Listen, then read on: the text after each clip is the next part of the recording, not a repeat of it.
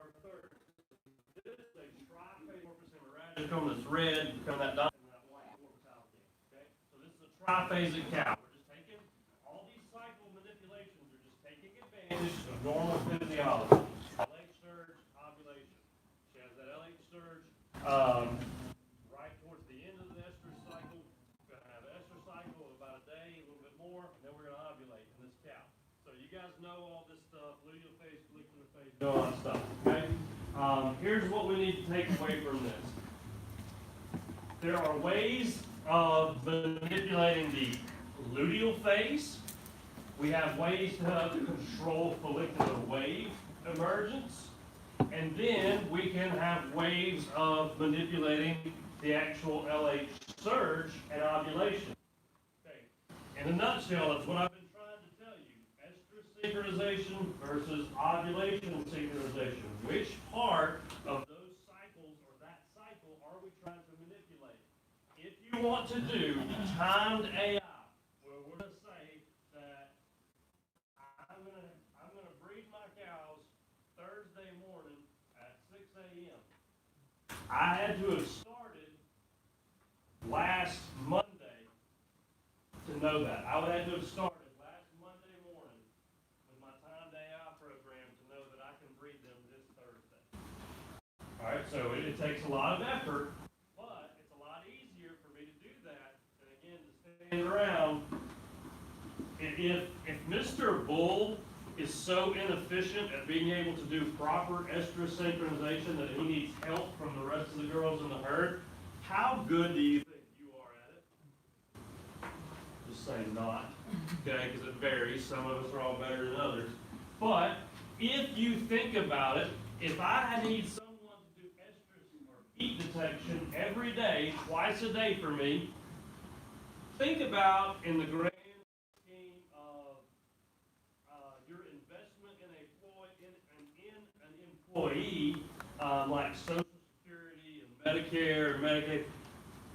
Are you going to have the highest paid wage employee or the lowest paid wage employee sitting in the pasture twice a day for at least 15 minutes?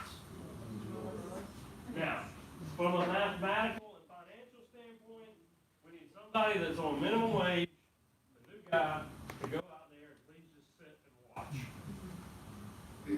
From a successful breeding program standpoint, does that make a lot of sense? No, you would rather have your best employee out there, right? The person who has the most experience. So you see how we get hung up in the real world with some of these dilemmas. It doesn't work. Estrus detection is probably about 50 to 60% reliable. Okay, and that's in good people. That's somebody that knows what they're looking for. Which is why if we see anybody else, jumping in activity, we're going to write her number down and take a close second look at her. Right, those cows that are doing the mounting. Okay, because just odds are we're not going to be very good at that. If Mr. Bull needs help, then we definitely need help. Okay. All right, so here's what we can do to the luteal phase. We've already mentioned this stuff, but we can extend and control the luteal phase. What is that implant that we're going to use? What's it called? A controlled intravaginal drug release. Remember I told you it was that little T-shaped device, okay? This is it right here. These little enlargements on each end, those are the progesterone implants. So we're going to put this in this gun. See, it's loaded in there. Those little wings are going to be pointed out. So we're going to take this, we're going to insert this in the cow's vagina. We're going to push our plunger down. When we do that, it pushes this out into the vagina. It opens up. These little wings touch against the walls of the vagina and delivering a topical dose of progesterone. Then you got this blue piece of weed eater cord hanging out the back. What's the blue weed eater cord for? To pull it out. Okay. These things don't work as well in does and ewes because they will pull them out of each other. They love to go bite on them and pull them out of each other. They don't work as predictably. The drugs work. They don't stay in the vaginas of other does because they will go pull them out of each other because they're so inquisitive. And remember, they have those little prehensile lips, okay? They're browsers, and so their lips are like a set of hands, and they'll reach out there and just pluck them out of each other, throw them around, play with them. All right, so there's two ways that we can extend or put progesterone into the system. This is the most common way, seizures, okay? So what we're trying to do is say, all right, let's pretend like this cow is in diestrus. Let's put her in a diestral phase by loading her up with progesterone, all right? Because remember, what did I tell y'all? What is more predictable? What am I going to get the better result? If I try to deal with a CL, or if I try to have a conversation and have a follicle do what I want it to do? CL is the much more reasonable individual in this game. Okay? So, if we choose to mimic diestrus, if we make her go into this diestrus,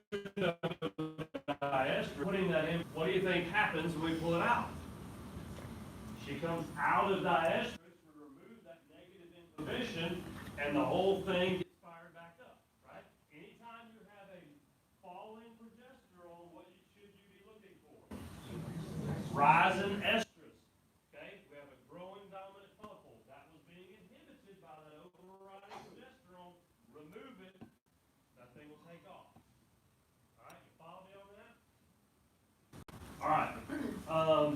Why do we have those continual emergence of follicular waves? Drip, drip, drip. Tonic surge center. Tonic surge center, okay? I will tell you, well, at the end of the slide, I'll tell you. MGA, we don't see this as commonly. There were some small animal formulations of this that they used to use with cats and stuff, try to keep them out of heat, but I mean, just spay them.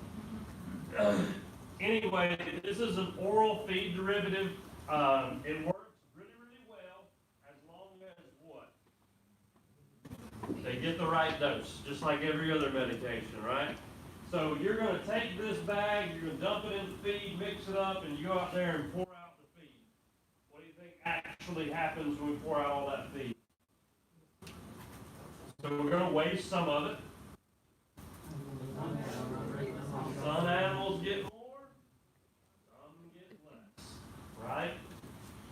If we had a heifer that had extra body condition, if we're talking about a beef cow, 1 out of 9, this girl's already up there, solid 7, probably an 8. If we have some 8 somewhere, that means we probably got some 2s and 3s somewhere. Who do you think needs more help in manipulating her cycle? This hippopotamus-like bovine over here, or this starving cow? The starving cow. I mean, she's got agrotriosis. Sex is a luxury. Reproduction is a luxury. Okay? It doesn't always, you don't always get end results if you don't do what you're supposed to do. Those cows that are malnourished, they will not ovulate. So these poor cows, or these heifers that you're trying to, the one that needs more feed is going to be the one that gets pushed to the back of the line. So we get some that get overfed, that means they get over-medicated, some don't get fed enough, they don't get enough medication.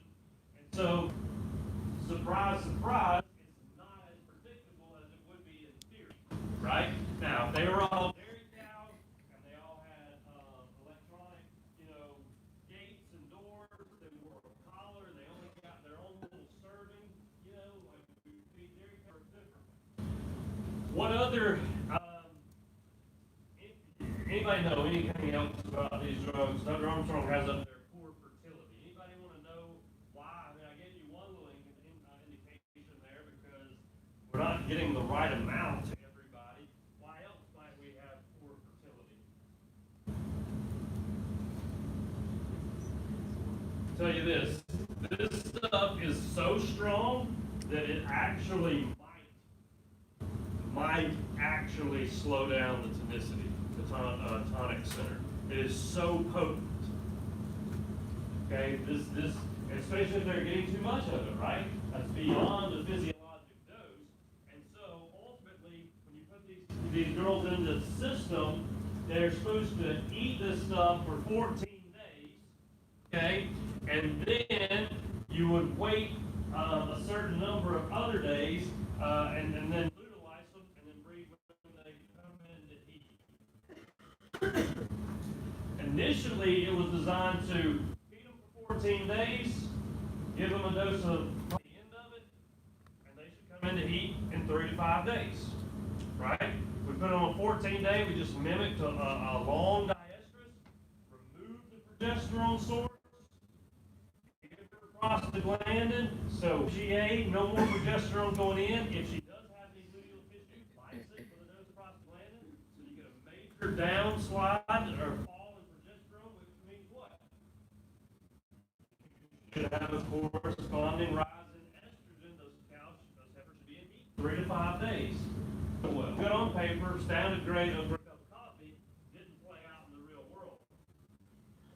Anybody know why? I already talked about it.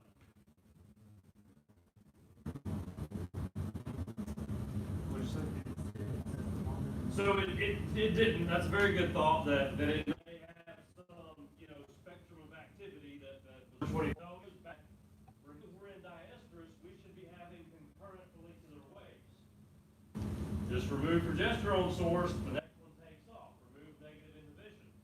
This stuff is so strong, it's actually messing up the tonic center, and so a lot of these girls weren't continuing to have follicular waves.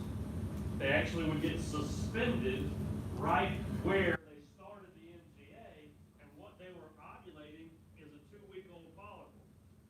How healthy do you think that oocyte is? Not healthy. Okay? They didn't get pregnant. So what we had to do is run them through diestrus, let them come out of diestrus, and know that as soon as we remove that progesterone, she should have a rise in estrogen, she should ovulate, and we can now predictably measure the next 21-day estrous cycle. Follow that? So we know she should be starting over. Okay, starting over a few days after we remove the MGA. So you're going to have that 3 to 5 day window of proestrus and estrus.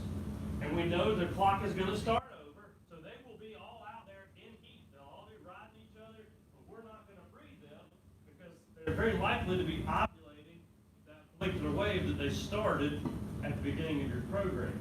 So we're going to let them ovulate, and then we're going to come in there and predictably just do our math and think about when she should be in diestrus next.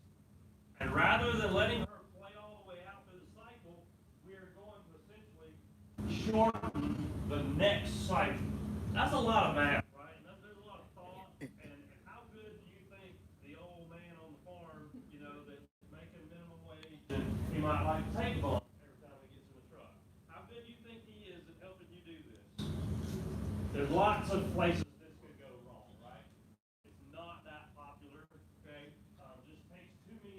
parts and pieces, okay? Too many levels of unpredictability, okay? So it's great in theory. There may occasionally be somebody. We're not going to dig into this and need to. You can't move forward without completely understanding this. In principle, I want you to understand we're extending the luteal phase, okay? And we're trying to manipulate estrous synchronization by extending the shortening the next luteal phase. Okay, so we're talking about dealing with 2 full cycles here. Does that really sound like that's shortening up a lot of stuff? No, that didn't save anybody a whole lot of time. Okay? So if we're shortening the luteal phase, we're causing luteolysis, and we're using prostaglandins. Okay? Told you earlier, 1979. And when's the earliest that I can lyse that CL? Cow ovulated this morning. How many days do I need to wait before I can lyse? So 15, what did you say? So yes, 15 would be a great day. She'd be very responsive because we know that because that's when she does it on her own, right? But when can you and I do it? 5, 6, 7, right? All those are right. 21-day cycle over there, we said 6. Remember, cows 6 through 15 will all be responsive. That is their real diestrus. So if we know that a cow ovulated this morning, okay, it would be next Tuesday before she would respond to an exogenous dose of prostaglandin. Why can we not manipulate the diestrus phase until next Tuesday? Because she's not in diestrus until next Tuesday. There is no diestrus to manipulate. Okay, she's going to be in metestrus, right? So it's going to take her 5, 6, 7 days to get a functional CL3 that we can actually lyse. Right? That's the principle behind that wheel of prostaglandin, that 1, 1.5, or 2-shot method that we talked about. All right. There's that window of time. Okay? And this 21-day cow, he's showing you somewhere between day 6 and 7, all the way out there to maybe as much as day 17. Okay, that she would be have that functional CL, that you would get a predictable response to administer an exogenous dose of PGF2 All right, this is what we've already talked about. 1-shot method, super cheap, but we gotta check heats, and then we gotta do it again in another week, right? If we do the 2 shots, we're only doing heat check 1 time, a few days after we give that second dose, but we got twice as many animals, right? If we gave everybody 1 shot, what percent of those animals are going to be in heat in 3 to 5 days? 55 of them, roughly half of them.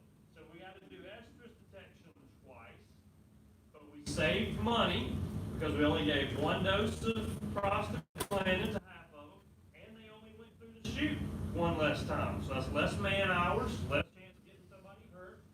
Okay? There's lots of advantages. It is cheaper, but we got to do a little bit more work on sitting and waiting. But that's 15 minutes twice a day.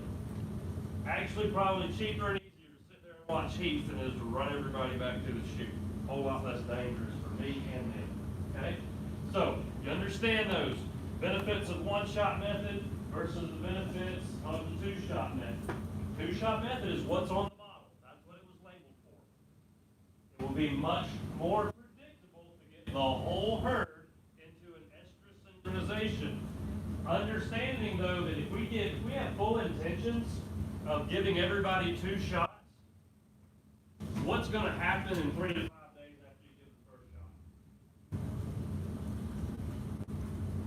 We have full intentions of giving all 21 of my heifers 2 shots of prostaglandin. We're going to do it today, and then we're going to come back on Saturday and do it again the following Saturday. What's going to happen between now and then? Half of them are going to go into heat, right? Next half of them are still going to go into heat. Just because you didn't look doesn't mean it didn't happen. All right, they're still going to have half that herd respond to that first injection. We're just choosing to ignore it and breed all the herd after the second injection. We're going to put all the girls into 1 estrus synchronization. Any questions on that? Maybe. Yeah, so what happens with the 50% that go after the first shot? If you're giving them the second shot, does that have any effects on them by giving them double dose? So what effects does it have on the question? So we're going to give 20 heifers and 21 heifers today. We're going to give them all an injection, and starting about anywhere from Friday all the way through next Tuesday, half those girls we're going to see in heat. Right? Then we're going to wait until the following Saturday and give everybody a second dose. Any danger or harm in giving all those first girls another dose? What will be the outcome? We're going to lyse her CL. Where did that CL come from? The estrus that you induced from the first injection. So remember, that's why we said anywhere between day 7, maybe up to 17, if I pull you out of diestrus, you're going to ovulate, I'm going to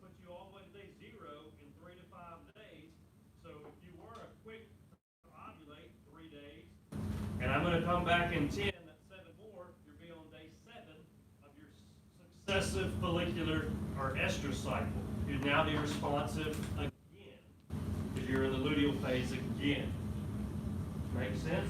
So you are taking all those girls that are in diestrus, pulling them out of diestrus, because the cows that don't come into heat, where are they at in their cycles? Not diestrus, right? So you're either in luteal phase or follicular phase. So if you've got a CL, we get rid of CL, guess what? You're now in follicular phase. Everybody's going to go through a follicular phase, and we'll get them now to all move into luteal phase together, and we'll pull them all out together. Follow that? All right. Yes, sir. So, the one-shot method, you have to do heat detection. The 2 shots, you don't have to do any heat detection at all. No. Good question. Because it is how many times are we going to do heat detection? And when are we going to be doing heat detection over this 2-week window that we've got to set aside? Okay? Understand that this is going to be a 15, 16-day process from the day we start. Get everybody up on day 0 to this morning. I gave everybody a dose of Lutlox. Right? What's going to happen in 3 to 5 days? Birds are going to go through heat. They're going to ovulate. Now where's everybody at? Now they'll be pushing in diestrus by the time I come back on day 10. Have I done any heat detection? Nope, not all. I'm going to ignore it. They were out there riding each other like crazy. Okay? But day 10, Saturday, a week from Saturday, we're going to come back and we'll give everybody another dose. What's going to happen in 3 to 5 days? Everybody's going to ovulate and be in estrus. We're going to do heat detection, and we're going to breed when ready. They're in heat this morning. We're going to breed them this afternoon, AM, PM. So you understand, this is only estrus synchronization. It's not ovulation synchronization. So I'm trying to make that point. Some of you are getting there. Okay?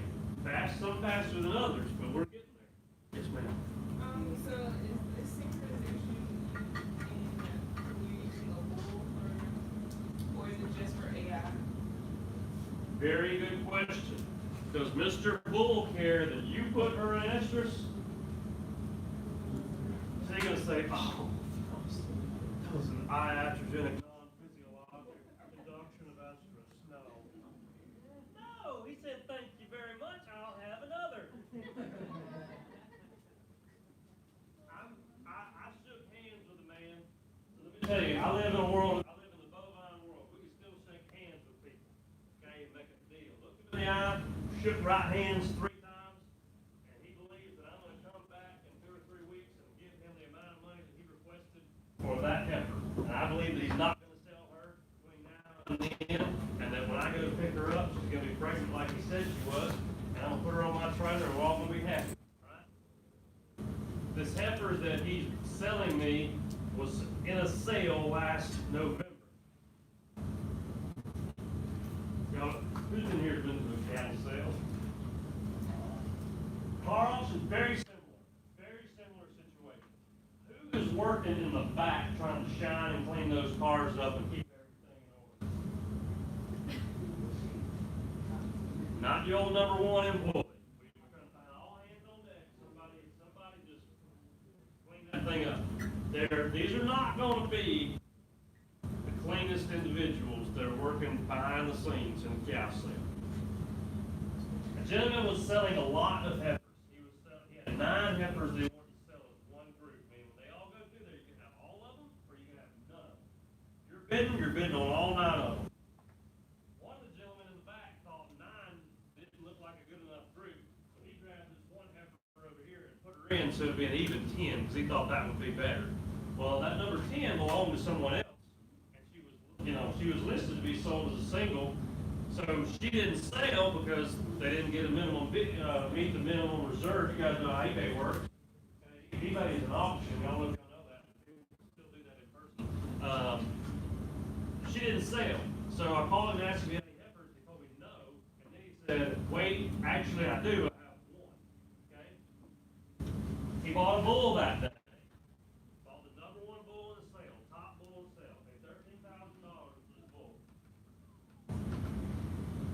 He almost forgot he had a heifer. Because he was so excited about this bull, he kind of forgot that his heifer didn't sell. He's thinking about getting him on the trailer and taking him home. And he said, well, you know what? She needs to be, it's time to breed her. I'm just going to breed her to this bull. I would have AI'd her next week, you know, if I didn't have this new bull. So the guy running the show in the back, the owner of the farm and sale, he said, hey, why don't you let me give her a shot of legalize, and she'll breed in 3 or 4 days. See any problem with that? She's an open heifer, virgin heifer, never been exposed to a bull, don't know where she's at, in her cycle. Just these aren't veterinarians. They didn't palpate her, they didn't ultrasound her, they haven't run progesterone tests. They're just playing the odds. And he said, let me give her a shot of Lutalize and see if we can make her come in a few days. What are the odds that that one heifer, just randomly picked and given a dose of Lutalize, what are the odds that she's going to be in heat in 3 to 5 days? 50%. If it doesn't work, what's going to happen? She'll be in heat in another 10 or 14 days, right? Because she was not in a luteal phase. She was in a follicular phase. So, lo and behold, he gives her an injection, takes her home. The man told me he bred her on this exact day. He told me November 17th. And at what time? Because what do you think he was doing? 2 days later, he started sitting in the pasture doing heat watch. He saw her in heat. The other cows were riding her. Guess what? When he came back that afternoon, guess what he saw? Bull breeder. Mr. Bull was laying in the shade. Saw the girls all mounting each other, riding each other. He said, you know what? It gets a little bit warmer. I'm going to get up and get out there and check on that. Okay? But I'm just going to lay here and chew my cud because that's the first time I've ever seen anybody.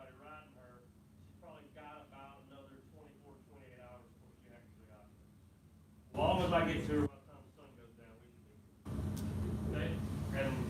And lo and behold, I mean, that is her story. It was a 50-50 shot, right? Because you're either half of you are in luteal phase, half of you are in follicular phase. Alright? So if she hadn't come in heat in 3 to 5 days, just wait 10 days or so, and she'd come in on her own. Or he could have given her a second injection in 10 days and guaranteed that she would have come in the next 3 to 5 days. Follow that? Alright, good. So, estrus synchronization. Trying to put a group of animals into the same phase of their estrus cycle. Which phase do we want them in? The estrus phase of that cycle. Alright. We've already discussed this. Why does it take 3 to 5 days before, and why do we have this variation of when these girls start actually ovulating? Just depends on where she's at in that moment in time, where she was at in that follicular wave, in that particular follicular wave. If she had just recruited a new cohort, how long do you think it's going to take her? It's going to take her longer, right? Maybe 5, 6 days if she had just started a new follicular wave. If she has a dominant follicle just waiting for some fallen progesterone so that she can have a peak of estrogen and make an LH spike, when do you think she might come in heat? In the next day or two. In the next day or two. If I gave my heifers this morning, if I gave her prostaglandin this morning, and I saw her in heat this afternoon when I went home, what happened to that heifer? Did I manipulate her? No. Where was she at in her estrus cycle? She was in late grow estrus, waiting to move into. Did my shot of prostaglandin do anything to her? Made her uterus contract, right?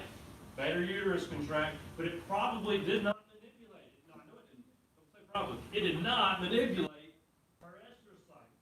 Okay? That's just where she was. All right? Now, and that is what the reason I'm telling you these things is because when you're out on the farm and you're people will say stuff to you like this. Man, I got that new bottle of Little Ice. Woo! Normally it takes about 3 or 5 days for them to come in heat. I had several of them standing that afternoon. I don't know if I got a hot bottle or if I get too much or what, but boy, I wasn't ready for that. Okay? And you're going to have to explain to him that he didn't do a thing in the world. It wouldn't matter if he, put fly spray on her, played staring contest with her. It don't matter. She was going to come in heat that night. Win, lose, or draw, as long as she was alive, right? All right, so that's why you have to know that you know that you know. Okay? All right, so see those variations in prostaglandin response because we just don't know where she's at in her follicular wet when we remove her from diestrus. All right, so we've talked about using progestins. Yep. What about them Brahman cattle right there? You just wait for them. Just wait for them. And don't own them. Oh, Okay? Don't own them. Do you like big-eared red ones? Oh. I'll hire you than that. gray works. Man, terrible. All right, so we talked about extending the luteal phase using progestins, cedars, MGA. We talked about shortening luteal phase, prostaglandins, luteolase, or estromate. Let's put those together and make some magic. Let's be in charge of making her have a diestrus and then making sure we pull her out of it. If we do that, do you think we can have a little bit more predictability to our estrus induction? Yeah. Yeah, we can. Okay? Because remember, if you just fed them MGA, we had some erratic results. Some get too much, some didn't get enough. If we induce the luteal phase and then we pull her out of it, that becomes far more predictable. Far more predictable. So, what do? We put a cedar in on day 0. What's the normal diastral window of time? About 10 days. We're saying around 6 or 7, around 16 or 17. So, if it is 10 days, is normal, and you want to start manipulating things, what should you think about doing in manipulations? Trying to mimic what? Normal. Okay? Normal. In this protocol, we're going to put in a cedar. We're going to make her think she has a CL. We're going to give her a physiologic dose of progesterone through an intravaginal delivery device. But we're going to come back in 7 days later, on day 7, and we're going to pull that cedar out, grab that blue weed eater cord, and just pull it out, and somebody else is going to reach up there and give her an injection of prostaglandins. She's going to come into heat in the next 3 to 5 days. 6 at the most. 6 at the most. And you guys understand how I feel about ranges. If it can be 3 to 5, it can be 2 to 6. Okay? All right? Most of those cows, 3 to 5 days, could be anywhere from 5 minutes after you let them out of the chute, if she was in the heat and standing right there in the chute, or it can be as long as 6 days. If it can be as long as, and you look at your graph there, day 7, it tells you that I got to do heat watch and follow up with AI for at least the next 6 days. What does that tell you by picking that day 6? And we know they should all ovulate by 6 days post. What is that telling you that physiologically is going on? It's telling you, it's giving you an indication that you're timing up something. What are you timing up? What are you saying by every cow would be in heat and need to be bred by day 6? What are you really talking about? Ovulation. But what happens during those 6 days?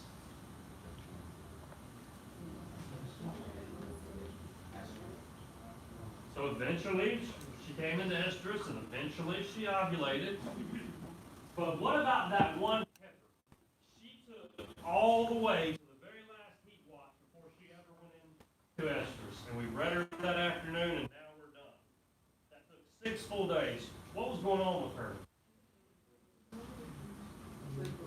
She had to have an entire follicular wave. An entire follicular wave. She had to do recruitment, selection, and dominance, and then ovulate. So she had already gone. She must have been, when you pulled that cedar and you gave her prostaglandin, she was already going on the downhill side. She was undergoing atresia of the last dominant follicle. So with that drop in progesterone, she has to now start a whole other follicular wave. You follow me on that? So, Well, I was just gonna ask if you're suspicious of that, would you not give like an injection of GnRH to try and speed up that follicular? You guys are thinking, oh, I can wait for it. Wait for it. If I know from the day I pull her out of diestrus that it could take up to at least 6 days for her to go through an entire follicular wave before I get the chance to breed her on heat detection, does it make sense that this pseudo-diestrus you put her in with that cedar, does it make sense that you can shorten that from 10 days to 7 days? So do you see what you're really, really doing there? We know that normal is about 10 days. Could actually be longer if she's a 24-day cow. She might have a 12, 13-day edge. Roughly 50%, 55% of that time. What are we really, really saying must happen in that diastral window? That diastral window has to be long enough to have had a full successive follicular wave. You've got to at least have the time. Meaning, if I put a cedar in for 3 days and then gave her lutelize, what do you think would happen?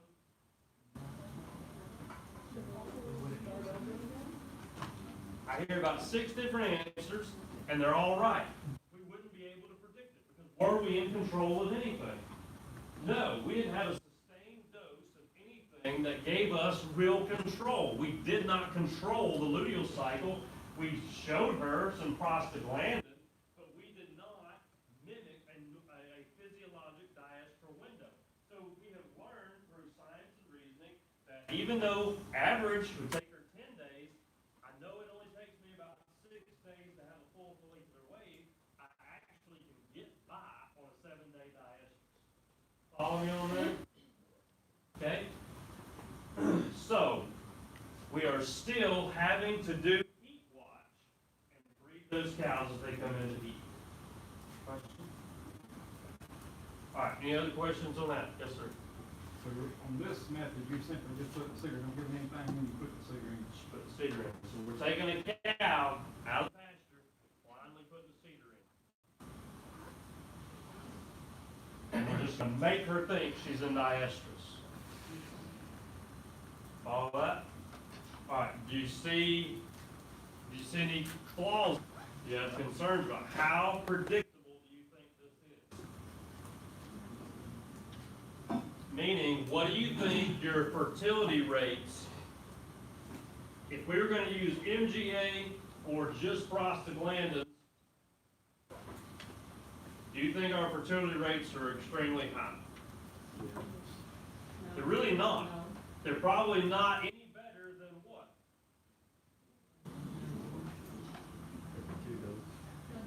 They're not all those things. Yes, right. They're not any of those. 1 shot, 2 shot, doesn't matter. They're probably not any more effective than just normal estrus detection, because that's all you're doing. You're just saying, I know she'll have an estrus in this window of time. Meaning, if I'm walking out to feed this morning and I see a cow in heat and I go breed her this afternoon, I have just as good a chance at getting her pregnant as if I had known I put her into estrus for this window of time. because you're still just breeding an estrus. You're detecting an estrus. So I'm not improving fertility rates. I'm improving the fact that they will be all in heat at a similar time, and I don't have to work as much. So they might go up a little bit because I know they'll be out there and they should be going into heat. But you're not going to go from 50%, to 99. We're going to move 50% estrogen protection up to 60%. Okay, we're just going to move the needle, but it all happens in this window of time. So I'm still, the problem here is that I have only manipulated the luteal phase. Right? I've made one and I took it away. This is all luteal manipulations. Right? With iatrogenic extension of and iatrogenic removal of. I put her in luteal behind the barn, and you saw her. Got just a good chance of getting her pregnant this afternoon if you go breed her than if you'd done it. Follow that? All right. So what about the estrus? We're going to pull her out. Going to breed. Tonic center. Drip, drip, drip. GnRH. Drip, drip. So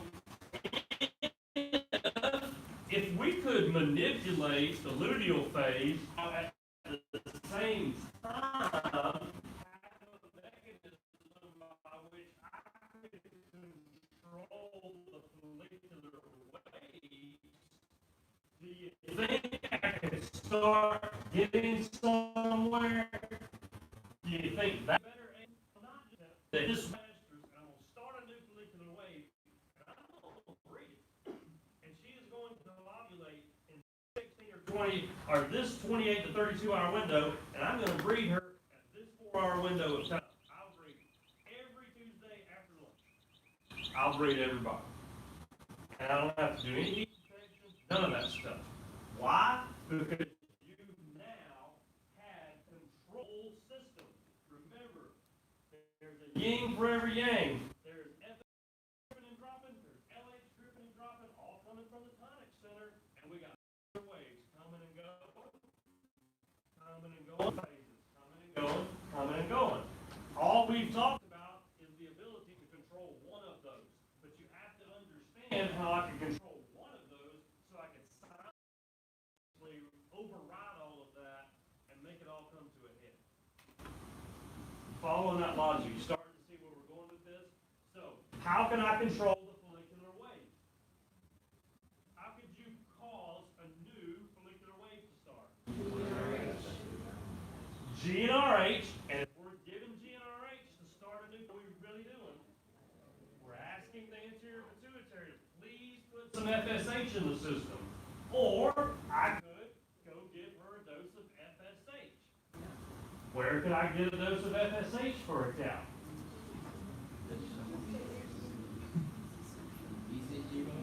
You could have some manufactured ECG that had been extracted from a herd of broodmares somewhere in Canada. Follow me? Because what is it? What are you going to really do? Leutinize it. I'm going to make a CL, right? I'm going to make a CL. So every time you see some Tom, Dick, or Harry giving a dose of GnRH, you can have a little grin on your face and go, something's going to get leutinized. Every time. Every time. Now, if I can make luteal tissue by giving a dose of GnRH, would you depend on it to do its job? Meaning, would you depend on it to be physiologically active and do it exactly what it's supposed to do? Yeah, I don't trust that, right? Because I give that dose of GnRH, if it was just say follicle that was just turning on some LH receptors, and just like that mare does, I push it to luteinization without ovulation, that's going to take some time, right? It's going to take a couple of days. How long from normal ovulation to functional CL?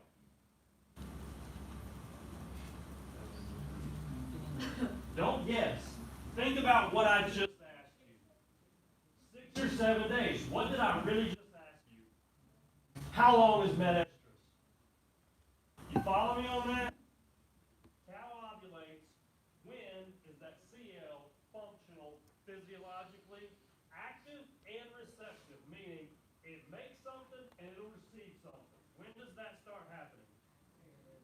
Day 6 or 7, right? When the end of metastrus, corpus interagicum, becomes functional CL3.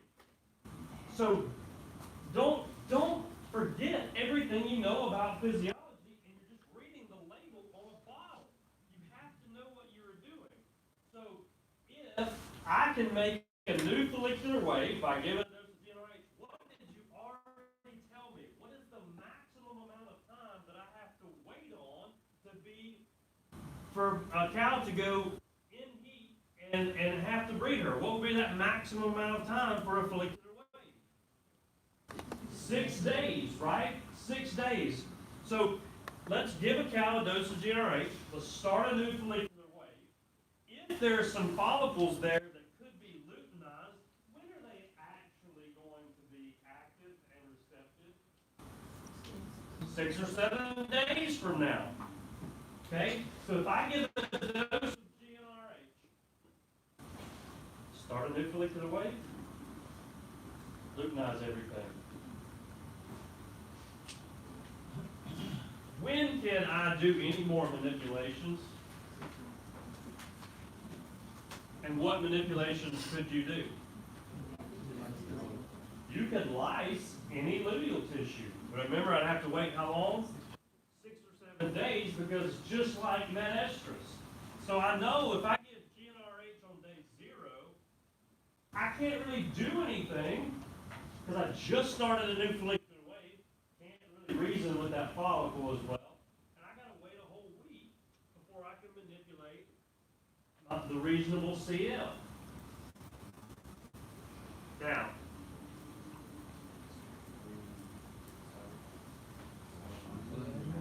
You're waiting like around 12 to 14 days to get feedback.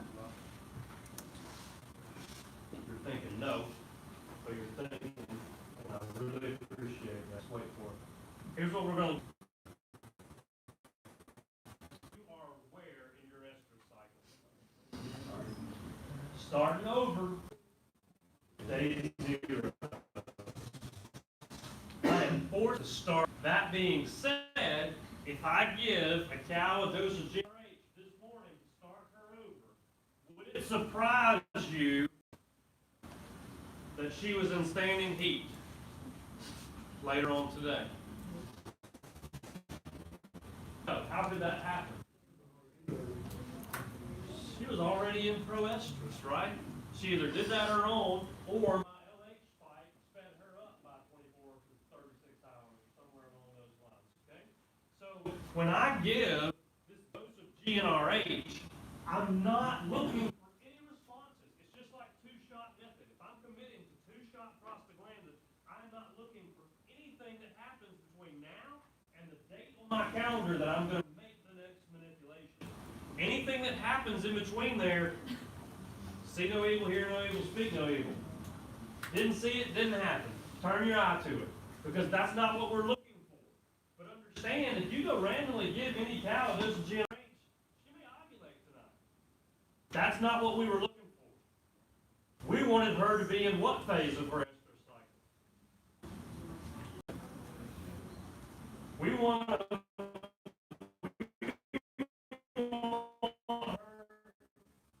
We're going to, that dose of GnRH, the anticipation there is that we're pushing her to diestrus. So first, we give this single injection of GnRH. We are trying to, remember what two things happen? FSH and LH. The result will be what? New follicular wave and luteinizing some tissue. Okay? Just follow that thought. Okay? Let's get past this and let's see. Wave emergence plus luteal control. Wave emergence plus luteal control. There is a system that is called, what time? Okay, we need to take a break and we'll come back and we'll finish this. Let's do that. I'm going to find a different slide to show you guys something real quick. Let's take a quick break.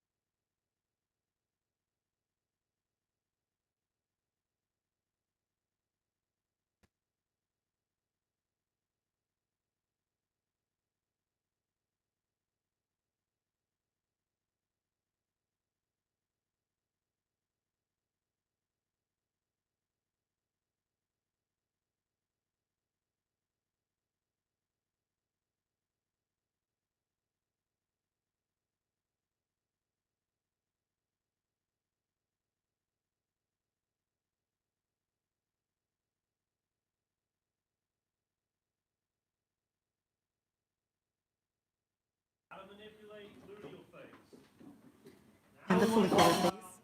What if we put all that stuff together?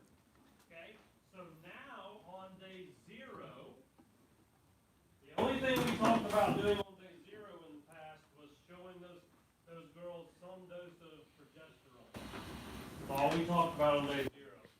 Now, what we're going to say is, on day 0, we are going to give every female a dose of GnRH. So if I give everybody a dose of GnRH, what do you think happens?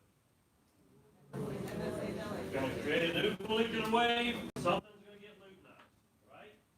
Okay. Let's look at that top protocol right there called select sync. Okay, let's follow that. Day 0, GnRH.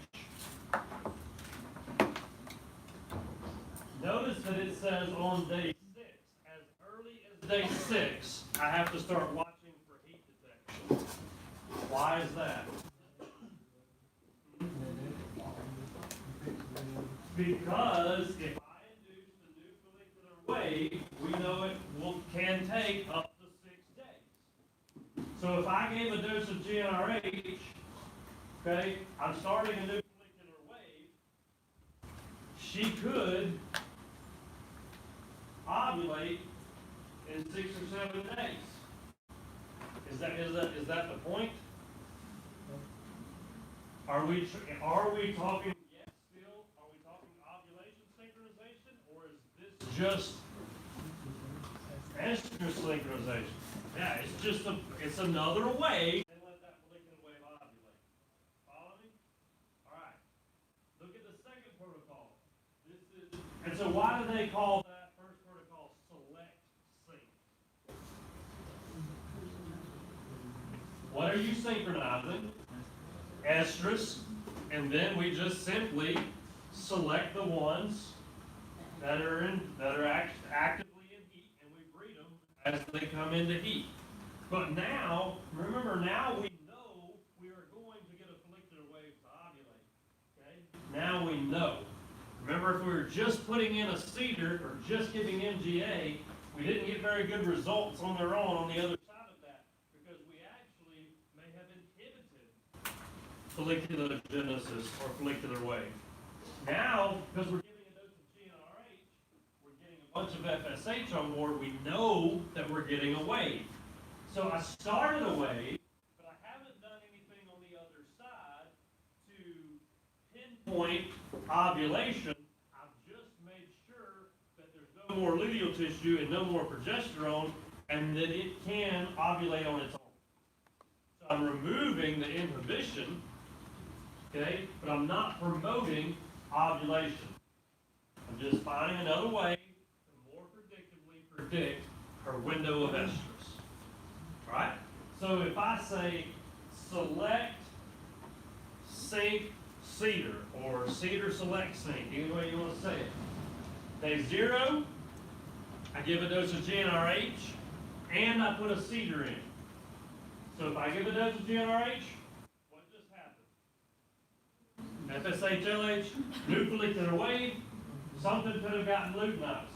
Why do I need a cedar if I luteinized something?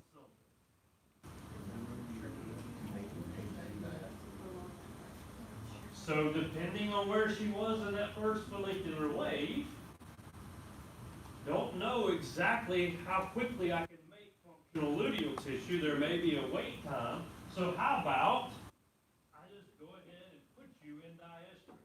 So I'm going to start a new follicular wave, and I'm going to put you in diestrus. Now, no different than select sync. I want to take you out of diestrus, feed you F2 alpha. Then what do I have to do? Still have to do heat checks, right? So, is there an advantage of one over the other?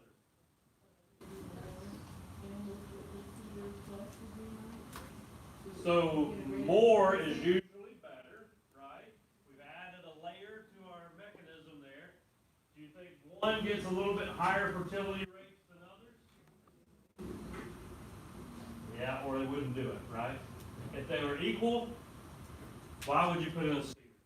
So what advantage is provided by using the cedar in this mechanism.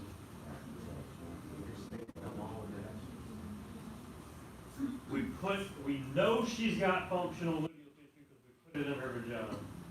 We made sure she was diestrous. What else needs diestrous? Somebody said? So, when we have a normal diastral window, what other tissue type is making benefits of that window of diestrous? The uterus. The uterus.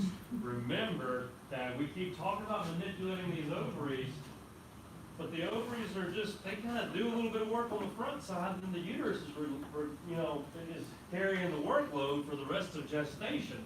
So that 7 days of sustained progesterone from that cedar really mimics that normal diestrous plateau of progesterone, which really benefits the uterus, making it a lot more reliable that it will receive that conception and be much more likely to make uterine milk and going through the normal glandular processes that put you at a normal day 8 or so of a realistic diestrus.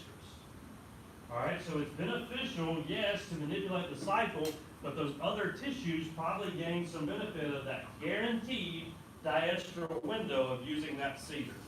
So Select Sync probably has X% of fertility rates. Select Sync probably moves that needle another 5 or 10%. Now, cedars aren't cheap. Okay, cedars aren't cheap, so that adds another layer of cost. Is that layer of cost worth that increase in pregnancy rate? Okay, that's what you have to assess. All right. I will tell you that on the label, if you go down to the pharmacy and grab a bag of cedars, it will actually tell you to pull the cedar on day 6 and give prostaglandin on day 7. How many people you think are going to run those heifers and cows to the chute twice back to back? No. So it's that protocol that you see there is not the patented cedar sync protocol. It requires you to go put in a cedar, come back on day 6, then come back on day 7. That don't happen in the real world. So this is what happens in the real world. Are these fertility rates based on confirmed pregnancy or careful ring? So that's a good question. They would be confirmed pregnancies. Okay, beyond the point of seeing the heartbeat. You're talking about things that these girls didn't just see some little 35-day pregnancy and really it's a fair question, but when is a pregnancy a pregnancy? As soon as I can detect. Right? So it don't matter if it took you to the ground or if I can palpate 25-day pregnancy. Whenever you call her pregnant. You see what I'm saying? It's a smart aleck answer, but if she's pregnant, she's pregnant. Did that help her get there? Did it improve that chance? Yes. Not talking about calves on the ground. Could be if I don't have any other better mechanism of pregnancy protection, right? But if you also got some old crummy cows that don't have a healthy then you're talking about two different numbers, right? It's an academic argument, and I appreciate it, but you and I can have that another day. See another hand? Okay, so y'all follow me here. All right, so we're trying to start a new follicular wave, but we're also going to push her into diestrus, and then we're going to pull her out of it, and then we'll wait for her to come into heat and ovulate. Follow that? So, what's the only thing that we haven't done? We've manipulated the follicular phase. We had the ability to start a new follicular wave by giving GnRH. We got the ability to induce diestrus or manipulate the follicular, the luteal phase by putting in a cedar, and then we can pull her out of the luteal phase by giving her prostaglandin. But what have we not talked about that you guys really want to know about? how can we synchronize the actual timing of ovulation? Okay? Anybody in here that I didn't just have a conversation with a few minutes ago, anybody in here have any idea how we can guarantee this cow to ovulate at a certain point in time? Give her LH. Give her luteinizing hormone. I start a new follicular wave, day 0, I gave GnRH. Started a new follicular wave. Somewhere in point in time, if I expose her to a whopping dose of LH, she should ovulate in a predictable window of time. Very good. I've already told you that LH is too expensive. Probably going to give her another dose of GnRH. All right? They're not doing this to confuse you, I promise. They're not doing this to confuse you. Remember all the stuff that's going on, okay? All this stuff's going on in the background. If we give a dose of GnRH, just remember, it's just like putting her on day 0. And we're starting a new follicular wave, okay? So, here's the rub. Let's get to this thing. This protocol is called ovulation synchronization. Yes, ma'am. Is there a question?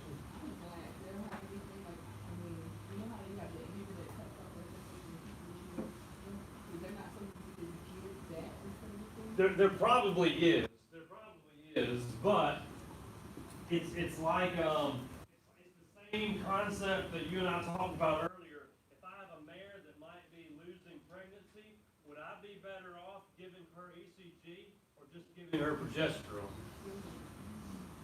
The whole point of making ECG is to make more luteal tissue and make more progesterone. If I've got progesterone, should I just give her progesterone? Why try to slow down and inhibit something when I can just push it? Yeah. You know, is it easier to hold you back from jumping off the ledge or push you off? Yeah, I'll choose kicking you right off every time. All right? So now we're talking about ovulation synchronization. Notice, Dr. Armstrong has 2 things that happen when you give that dose of GnRH. Okay? We're going to have luteinization of any sensitive tissue, selected and dominant follicles, and we're going to start a new follicular wave. So on day 0, here comes recruitment, right? Day 7, why am I going to give prostaglandins? Lyse any of that luteal tissue, right? Then it's going to say, remember, after day 7, everything before now, we're just waiting and watching for heat. But now you can't just kick it. You got to come back on day 9, and you got to do something else. What are we going to do on day 9? We're going to give another dose of GnRH. This time, of giving a second dose of GnRH, what are we looking for to happen? We're looking for that LH half of the equation, LH spike, ovulation induction. So in the 2 injections of giving GnRH here, when I give dose number 1, okay, what's the most important aspect of dose number 1? The FSH aspect of it, to start and control folliculogenesis. I'm really looking to manipulate that follicular phase, okay, and start a new follicular wave.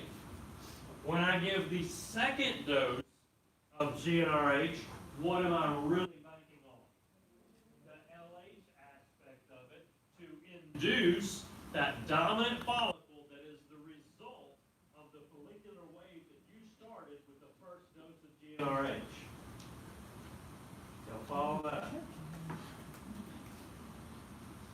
Give a dose of GnRH, new follicular wave, something's going to get luteinized. Come back in 7 days, get rid of any luteal tissue with a dose of prostaglandin, wait 2 more days,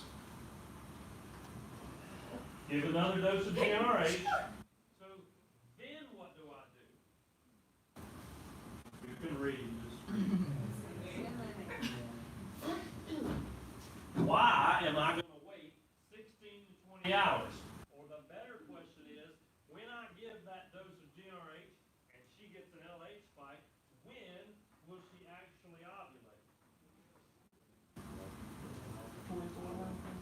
24, 28, maybe 32, somewhere in there, about 28 hours or so, okay, about 28 hours. So who needs to be waiting on who? Sperm need to be, boys wait on the girls. So if I'm gonna ovulate by 28 hours, you start to understand why we might wanna put semen in at 16 to 20 hours? Why do I need to be 6 to 10 hours ahead?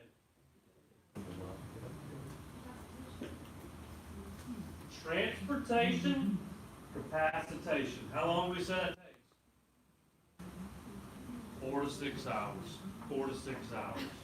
Remember I told you if we breed this mare at 1 o'clock today, I'm going to have you lavaging her uterus before you go home, because any of the sperm that are going to do the fertilizing, they've already made it to the oviduct. Everybody else just flopping around in the uterus is just wasted foreign DNA. Get it out of there so it doesn't react. Okay? So we're going to now have an opportunity, start a follicular wave, luteinize anything, get rid of the luteal tissue that we created, give another dose of GnRH to induce ovulation, and now you understand why this is called timed AI. I know, good and well, 10 days later, in between day 10 and day 11, I've got to be out there inseminating these girls. Mondays are the day we start OVSync. Why? If I start OVSync on Mondays, day 0, what day will we be doing our breeding?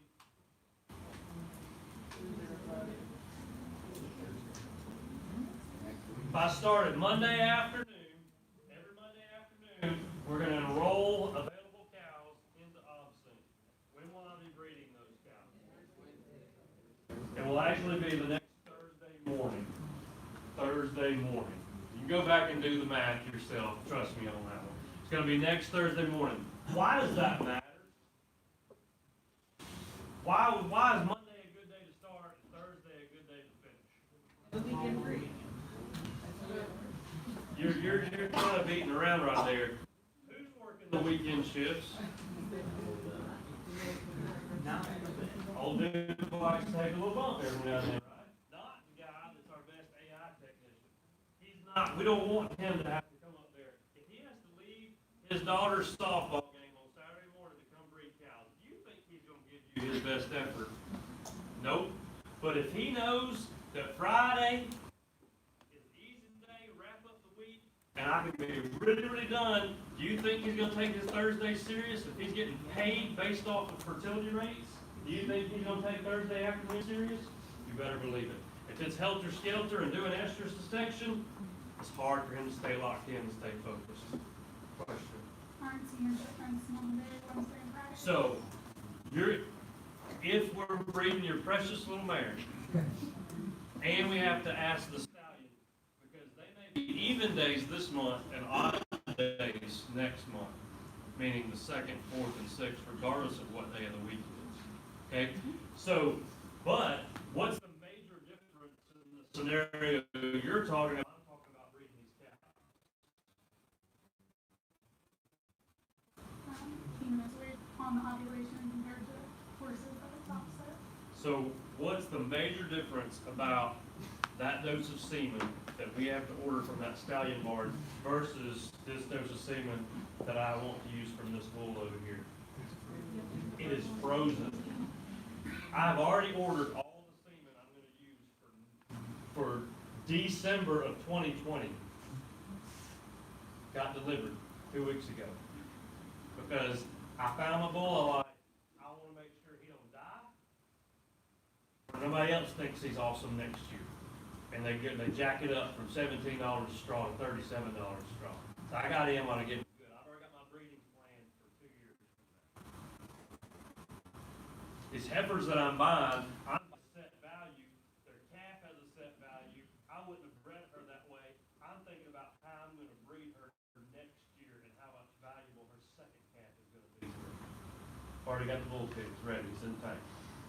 That makes sense? As opposed to, go get Mr. Stallion, is he in a good mood today? Will he jump, on the phantom? All those things that go with that. And the reason we do that is because stallion semen does not freeze as well as bull semen. Boar semen, they make a lot of it, about a pint every time. Okay? So we can get a lot of piglets out of a pint of ejaculate. There's no reason to freeze it. We can get a couple pints a day. Okay? All right? So it's all about understanding the normal physiology of all those different levels, and then dictates what we do clinically. Because if we had to do this, could you imagine ordering semen for your 3,000 cow dairy farm? If it was like ordering for a stallion, it'd be a nightmare. No one would do that, right? But if I've got, 20,000 straws of semen in a cryo room, where there's hundreds of thousands of dollars of semen in there, go in there, pick one, put it in her, right? And I know exactly when I'm gonna put it in her, because I'm gonna start it. And then 10 days later, I'm gonna put semen in her. How long do they typically last? Frozen? As long as they stay frozen. You can keep them down there, it's like minus 286 or something like that. They're frozen, they're frozen. Something that's kind of interesting is not too long ago, some of the first cryopreserved semen on some dairy bulls, they used some of that stuff, and they basically recreated a dairy from like the 1970s, and these cows are so much better body condition, udders are smaller, much framier, much heavier, eat a whole lot more, and they're using those cows to look on the dairies, and in food animal industries get a lot of noise about environmental impact. And they're recreating some of these dairies from 30, 40 years ago to show, okay, I know you don't like what we're doing to the environment right now, but look how much better we're treating the environment. Because we have, 1.6 cows in the herd for every cow we used to have. You see what I'm saying? It's kind of interesting. So, yeah, it stays. Yes? So my question now is this a more concrete population, a more concrete way to breed all the animals versus estrus, since you automatically put them all in the ability to ovulate at the same time, to breed them all at the same time, or do you still have to check? So if we're telling you, you better go inseminate her on day 10. Yeah. That's the best way to do all. Do you see estrus observation anywhere on this one? No. No. So No. it's less expensive since we just do it? So it depends on what your costs come in. Do your costs come in time for all the estrus detection, or do your costs come in the extra shot of GnRH? But the GRH is cheaper than other ones. GnRH is cheaper than LH, so, which is cheaper than me paying somebody twice a day for 6 days going, so is it worth it? Yeah. Would this increase fertility rates drastically over an estrus synchronization protocol? In theory, yes, it should, and it does, because we're not relying on estrus detection. We're not. You don't have to go out there and do heat watches. Now let me tell you this, people still do, and if they see these cows come into standing heat earlier on, man, she's just quick, she may get an extra dose of semen a little bit earlier than she was supposed to, and then I come back and breed her on schedule, because if she's standing before everybody else is standing, I might be concerned that she ovulates before everybody else does. Does that make sense? So if day 9 is Tuesday afternoon, I'm giving doses of prostaglandin, I'm not going to be giving excuse me, let me back up. When I give this second dose of GnRH, on Tuesday, and I come in the morning and she's in standing heat, what would you do? I would breed her that afternoon, irregardless of this protocol, because she's in heat. If she's in heat, she's going to ovulate soon. Would there be any harm in you putting 2 doses of semen in her? If she got pregnant on the first one, where would that conceptus be tomorrow when you gave her the second dose? Still in the uterine tubule, not going to drop down for 4 or 5 days. So there's nothing, no harm, no foul. You put some kerosene in there, not going to interfere with the conceptus, may blitz her endometrial gland, and she not maintain that pregnancy, but she was still pregnant. and that kerosene did not interfere with that pregnancy, interfere with maintenance of pregnancy. You understand me on that? Okay, so this is ObSync. What did we not include in ObSync? A cedar. Would there be any benefit to adding a cedar to this? Okay. So gave a dose of GnRH, nuclear wave, luteinized anything. That was sensitive. What did I tell you about that luteal tissue that you created? Can you depend on it? No. Can I depend on a cedar? Yes. So if I said at my farm, we're going to use cedar sink, what does cedar sink look like? Now earlier we talked about cedar select sink, and what were we selecting?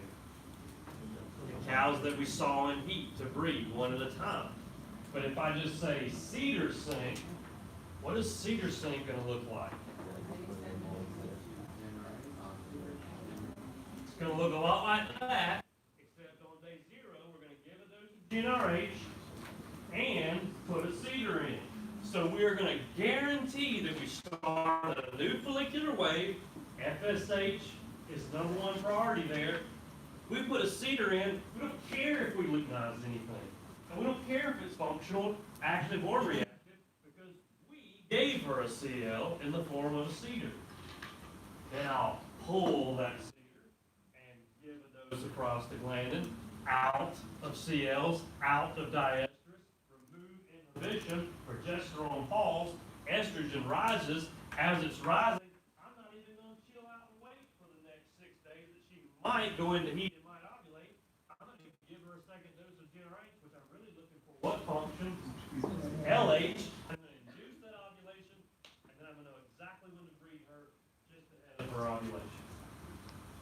Now, do you understand why I can't come in here and throw that up on the board and you expect to understand what I'm talking about? It has taken us 2 freaking weeks. The first lecture I started with is not done yet. Luteinization without ovulation. Do you understand now how iatrogenically I can induce luteinization without ovulation? What do I have to do? Give GnRH, which I'm really giving a dose of what? LH. Okay, if I'm causing luteinization without ovulation, I could have given a dose of LH, or I could have given that dose of GnRH if we're talking about a cow.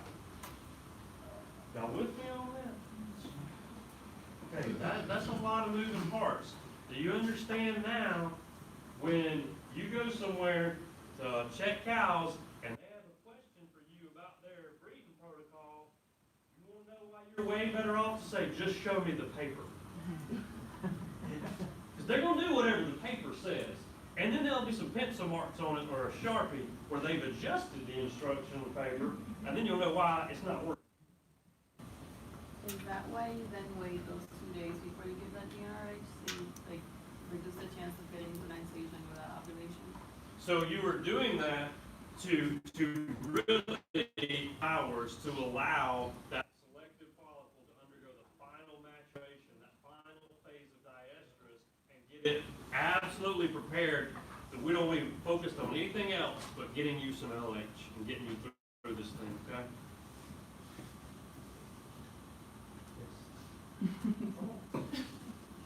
said luteinization without ovulation is pathological, right? Didn't say that.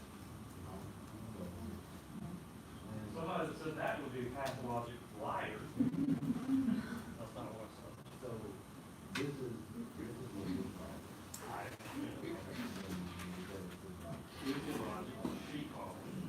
Is there any situation where this cow would just randomly, unprogrammatically have a surge in GnRH?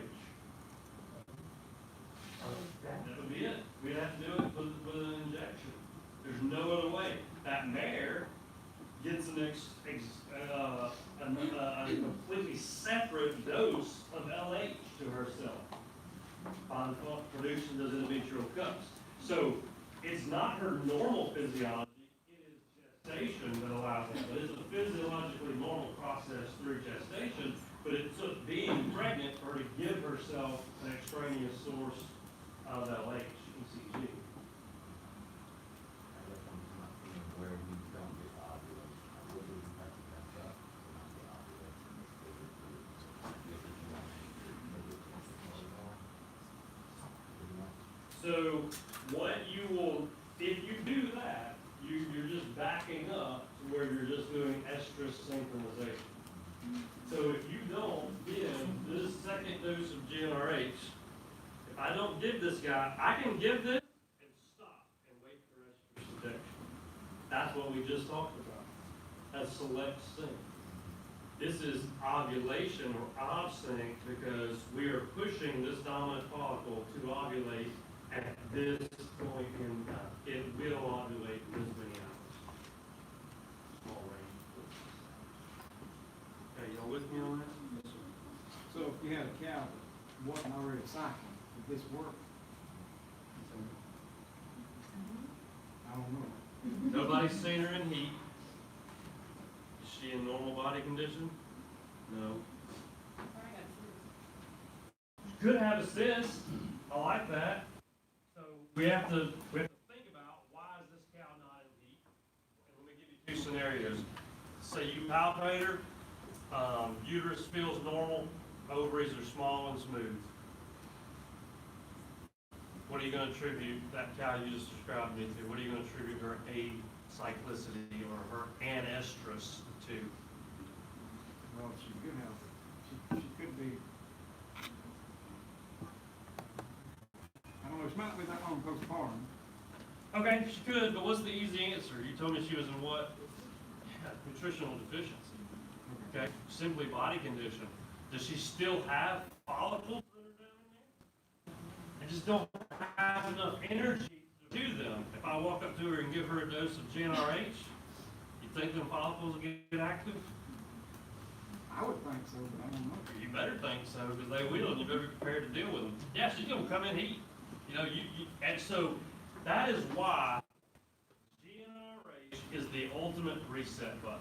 Doesn't matter who's doing what. Doesn't matter. I can start the whole system over. Okay? When we talked about cysts the other day, you know what one of the greatest treatments for cysts is? Enroll her in an ovulation synchronization protocol. Push her into diestrus, pull her out of it, start a new follicular wave, time it. She's been in anestrus ever since she ovulated. Let's get her back into it. Let's make her ovulate. Let's synchronize her. Okay? So I told you guys the other day, my favorite protocol for treating cysts is an extended cedar sync. Okay? I don't know what's next on here. Let me see what's next on here. I'll make this last point and I'll let you go. See if he has.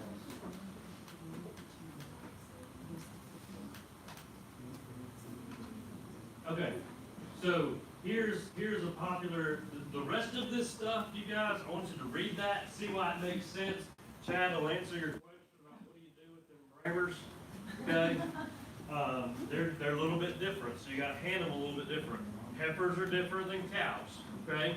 But if I have a cow, these are showing you guys some cedar sync protocols right here. Definitely some variations. You see the 7-day cedar sync, that's normal. That's OV-sync with a cedar. That's completely normal. It's OV-sync, just like we talked about, but I'm gonna put a cedar in on day 0. We're gonna give that first day dose of GnRH. If I had a cow that had a cyst, I would take that 7-day window right there, and I would leave that cedar in for 10 days. And I would really give her a real 10-day diestrus before I pulled it and lysed it. But I probably wouldn't be wanting to try to necessarily breed on that heat because I may now have an aged oocyte.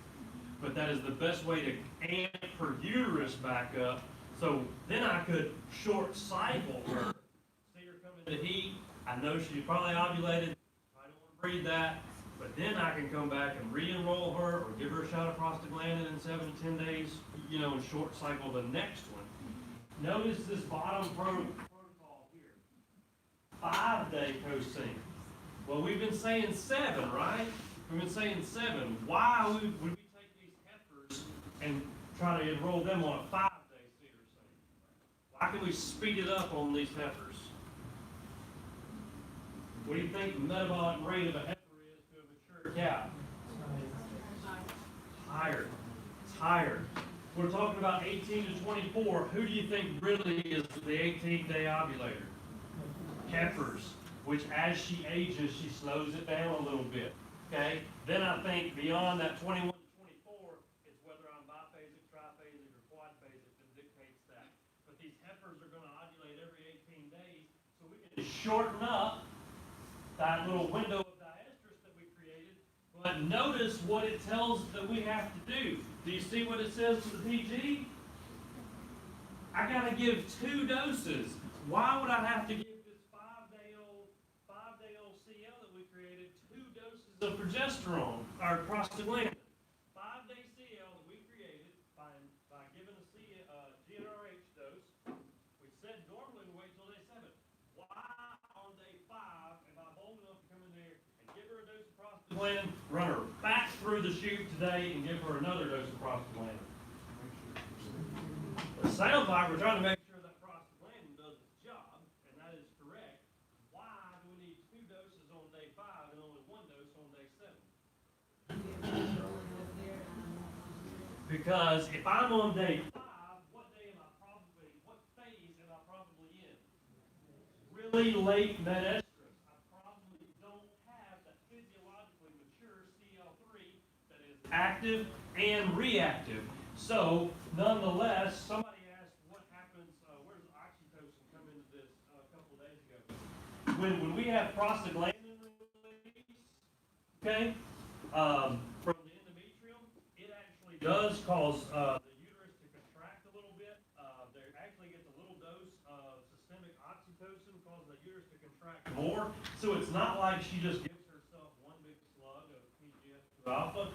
She releases a little bit, and then more, and more, and more, and more. So this mechanism here is kind of a build-up mechanism trying to mimic, but she's really only in metastrus. So we're going to have to hammer that thing with a double dose to really make sure we get rid of it. Or are we getting rid of it, or are we absolutely ensuring that it doesn't completely develop? Doesn't matter. See what I'm saying there? If she's on day 5, she's really probably only in metastrus, right? But you can understand how 2 days for a heifer that would ovulate normally on day 18, we can't work on a 21-day clock. That's too long.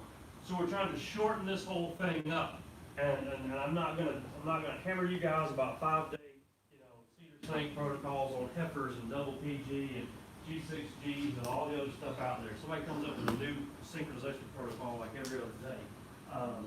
Understand, I want you